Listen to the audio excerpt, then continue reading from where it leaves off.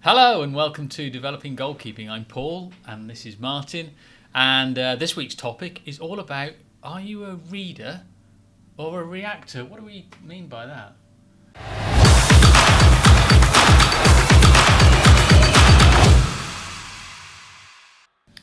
Reader or reactor?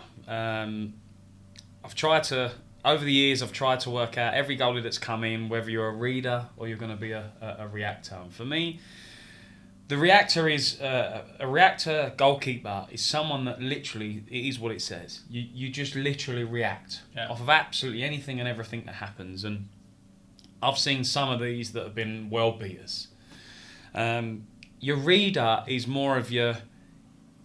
Is it easier to say more intelligent? Maybe not so much more intelligent, but someone that's going to try and read the situation. So they're saying things, they're seeing things earlier. They're Yeah. Is it intuition? Is it coached? Is it knowledge? Is it what is it's it? that one where they say, "Are you born with it?" And again, Yeah. I'm not a massive believer of that. You know, you're born with a certain amount, but I think with experiences brings the knowledge, which gives you the opportunity to try and read situations more than just react. And I think the best example, the two examples I've got of this is Reactor, as in Gomez used to play for Watford. Yeah. You know, one of the best goalies. You know, he was unbelievable. He was at Spurs for a while, wasn't he? He was at Spurs for a while. He was at PSV. Absolute legend at PSV. Is he really? I was doing the 21s at Tottenham at the time when he came in Tottenham, and what a phenomenal goalie. But you always, when you're saying about readers and reactors, you always seen him as a little bit more of as a reactor, you know. And there's no grade to this. It doesn't mean that a reader's better than a reactor whatsoever. But the reach that he had and the reaction time, and he was immense at it. And then looking at someone like a Mark Schwarzer, for example, just read situations like ridiculously. It's like Mystic Meg's gone back forward in time and gone, you're going to come inside, you're going to chop back, and you're going to shoot left side. And it's like, he dived 10 minutes early because he knew what was coming. So it's like, no point waiting here, I might as well go here and wait for the ball, But used to read situations, like it was immense. So that's quite interesting. There's two keepers there. Obviously, Schwarzer's not playing anymore. I'm not quite sure whether Gomez is still playing. I think he's just retired. Just come to the end of his career.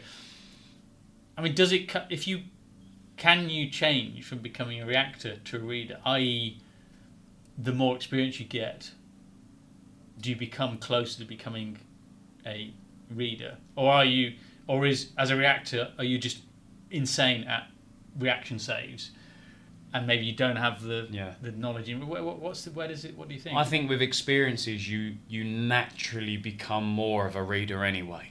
Because you can't play 300 games and still quite not know what the striker's potentially gonna do. Yeah. So I think with experiences, you do gain that knowledge, which then makes you a little bit more of a reader. But there is an advantage also to a massive advantage to being just a reactor as well. Because I think sometimes you can overthink stuff. And when we were saying earlier about Messi. You think you know what he's doing, but the problem is, and this is going to go confusing now, he knows what you're thinking, which means thinks and he keeps going backwards and forwards. He's a better... I'm a bit screwed here. He could be a better... You could both be readers. Yeah. He's a better reader than you. Completely. You read the situation because you're thinking Messi, and 9 times out of 10, he does go to his right and shoot top corner, whatever. Yeah. But he's a more advanced reader than you, because actually he knows that you're thinking you're going to do so. He's going to do that. So see, that's really interesting. And I suppose they're not mutually exclusive. You don't necessarily need to be boxed as a reactor or a reader. No. You can have a mix of both. You're just perhaps better one than the other as well, I guess. But you don't need to be defined as both. Yeah, you can be I think you can be an overreader. Oh. Is that a third category then? I think overreader, reader, reactor. Could you get that where you go, well, I thought he was going right, or I thought she was going to go to the left, which then becomes a negative, not a positive. There's no truth in what you're saying there. So a reader doesn't mean that you know they're going top right. What it's saying is, from your experiences, the way that they're shaping up to strike the ball, if we're looking at percentages, I'm going 75% that they're going to go right, 25 are going to go left. So it doesn't mean you go early, but your body weight as a goalie might just transfer 5% more on your right. Doesn't mean you dive early. Yeah. I think if you overread it, you dive early. I always remember at Charlton, I was at Charlton working with Sasa Ilic, the Charlton goalie, played in the playoff final. Funny guy, but he's probably an example of just react. And I remember in training there was times where he looked like he dived 4 seconds before they've actually had a shot. And it's at times a complete gamble. Either hits him and everyone goes, "Oh my God, Sash, what a save that is," or they go to the left and they're going, "Where are you going? Like you've dived 10 minutes early," and they've just literally put. So again, the reactor can go the complete opposite way. See, I'm trying to think with what you told me, whether I'm a reader or a reactor. So, a situation. So the wife came home this week. She'd had a hair. I knew she was going to have a haircut. Yeah. I know this is Because she said, "I'm going for a haircut." Now, as a reader, when she walked through the door, I should have said, "Darling, you look amazing. Your hair's great." Yeah. That's right, isn't it? Yeah. Template. As a reactor, this is what I did. We sat watching TV. She'd walked through the door too. We'd had supper. We all sat around the TV. 3 hours later, I went, "Darling, have you had a haircut today?" It's never going to last. It's not working, is it? No. So okay, I need to go back and learn how to become a reader. Back in the goalkeeping world, can you coach someone to be a better reader, or how do you coach someone to be a better reader? There's goalkeeper trainers and there's goalkeeper coaches. Right. And I strongly believe in this. Goalkeeper trainers is someone that's going to put your YouTube session. Yeah. We're all spiced up, makeup on, flying around top corners, jump over the minibus. Yeah. Go under the tunnel. And we've even seen this, and I've done this on camps before. There's a guy that gets on a pedal bike. Come on. During a session. No. What? Gets on a pedal bike, gets the guy to go on a pedal bike, get off the pedal bike, go through the wheel of fire, general fire, get up, fly top corner. Yeah. That's your trainer. It's your trainer for me. Yeah. It's just reactive all the time. And then usually, your goalkeeper coaches. Okay. Your goalkeeper coaches are going to set sessions up to challenge you and force you to make decisions. And the clever ones will set it up to make you fail, but realise what you've done and let it answer. You'll answer it yourself. And there's some unbelievable coaches out there that can do that. So rather than say, "Stop, you should have done this," I think the best form of coaching is you're pushing them. And then they go, you're pushing them that way, and then they go, that's why, perfect, that's come from you. Yeah. So then they believe in them, they believe in their own structure. But I think you can, with the goalkeeper coach, you can 100% work towards your goalkeeper being more of a reader than a reactor. And again, I want to make this really, really clear. It doesn't mean that the reader class is here and it's not whatsoever.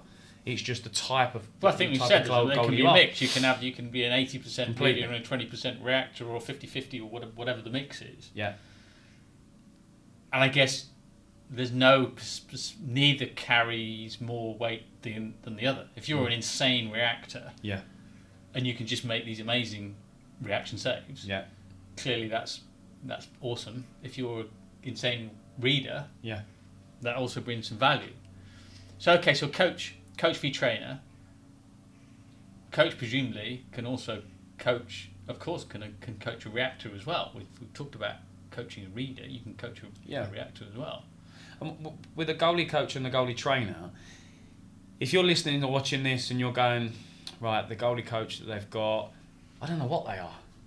You'll see signs like this. If they're a goalkeeper trainer, you'll hear unlucky a lot. You'll hear never mind, keep going, get up, do it again, go. You'll hear all these same buzzwords. Yeah. If you're with and they're working with a goalie coach, you'll hear more of things like, right, if we did that again and you could slightly adjust something, what might you adjust? They're challenging them. rather than just you should have. You know? So if you are listening and watching this, and whoever you're working with, start listening to the goalkeeper coaches or trainers' language. And again, it doesn't mean that your trainer, you're going to move coaches because they're a goalkeeper trainer and they're a goalkeeper coach. I don't know. Just work out what sort of goalie you want to be. And if you want to be a goalie that just reacts off of everything, okay, that's fine. Carry on working with a trainer. If you want to understand how the position works a little bit more, then you need to now get yourself more with... And some great example, Ben Roberts at Brighton, unbelievable goalie coach. Like, unbelievable. Gav Ward, QPR. I've met some unbelievable goalkeeper coaches. Unbelievable. I've met some good goalkeeper trainers, but there's a reason they're only the goalkeeper trainers and not got to that coach. So that's okay. So that's quite interesting, because that means from a, let's take the reader's perspective. Yeah. Actually, to become a better reader, it's about knowledge of the position. Yeah. Positioning, what a striker might do, all these things, which a coach is in a better position to enable you to improve your knowledge in that area. Because probably the coach is older than you, they've played in the position, they've coached for a long time. So it's about sucking the knowledge from that coach. And I guess also it's about, we've talked about this before on podcasts and on the YouTube, it's about watching how the pros do it. How do the pros react to a certain situation? Because the good ones, I guess, consistently will probably do pretty much the same thing every time, because pretty consistently, probably the striker is pretty much going to do the same thing on a regular basis. Completely, yeah. But it's living, like you say, it's living through them, constantly living through them experiences and repeat. A lot of it's repeat, isn't it?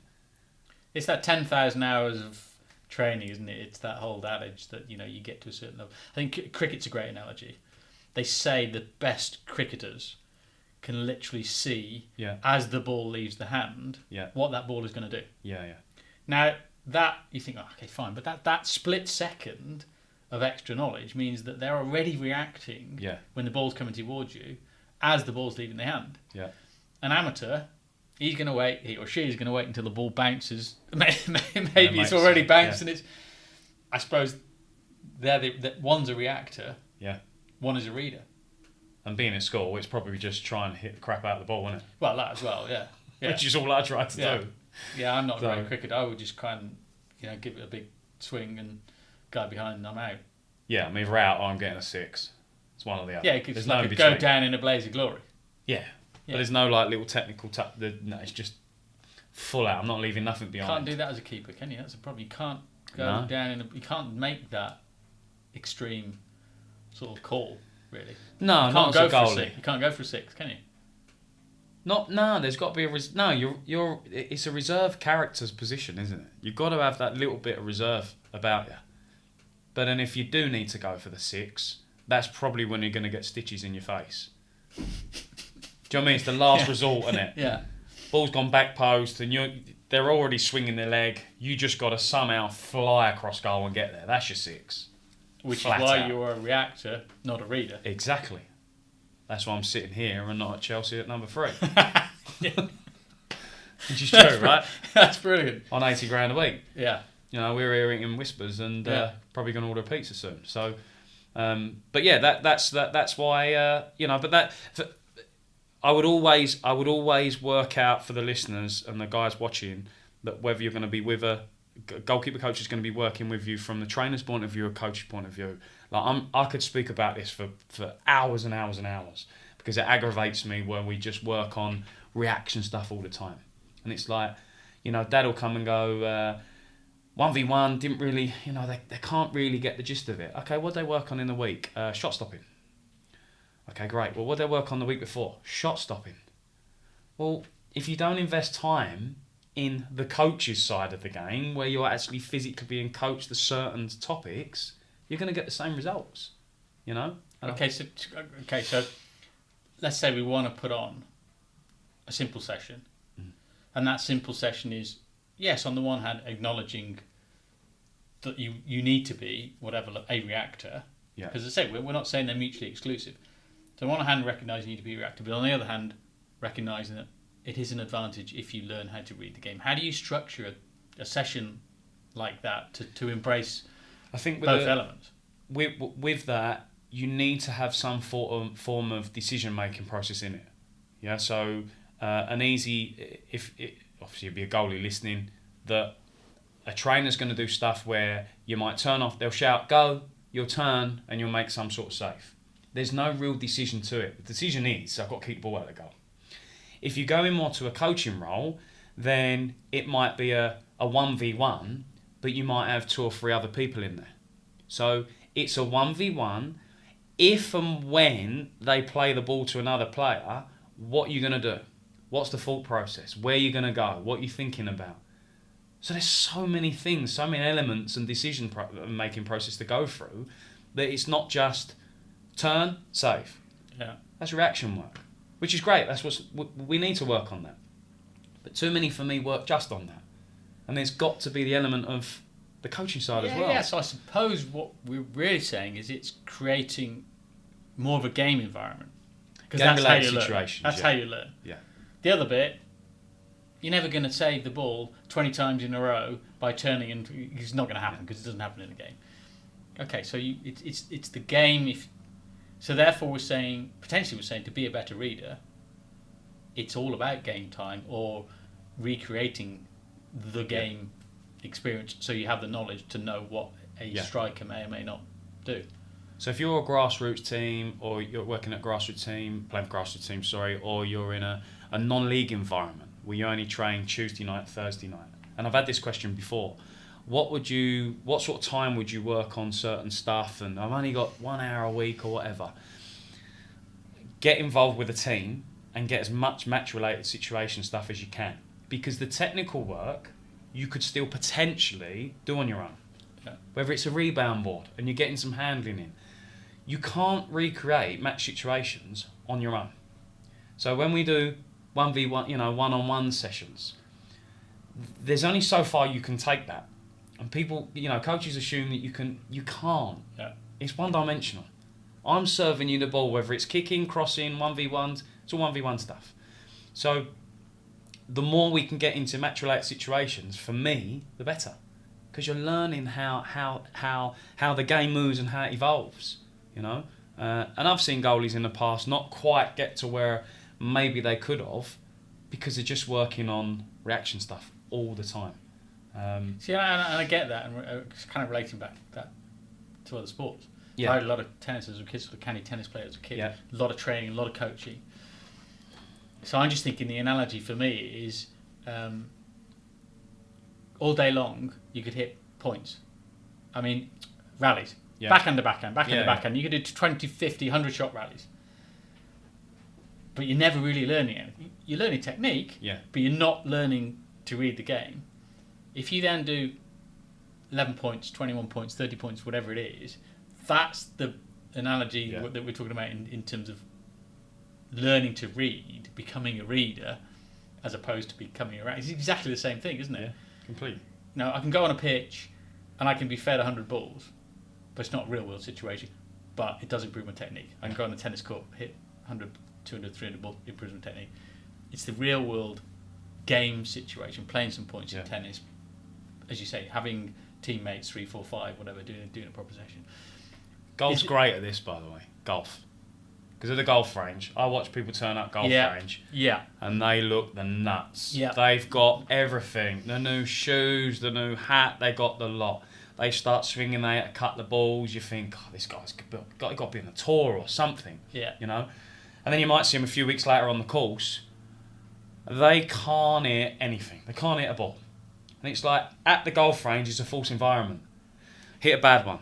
Oh, never mind. I've got another one to... You can't do that on the golf course. Yeah. On the golf course, it's one shot. That's it. It's a match-related situation. But I also think a lot of people go to the golf driving range and actually their mindset isn't necessarily, I'm going to work on my slice, my fade, my draw, whatever. It's, I've got 100 balls in here. I'm going to blitz through 100 balls. What did you do? Oh, I hit 100 balls last night. So actually their mindset is I've hit 100 balls. Yeah. It's not I worked on a particular shot.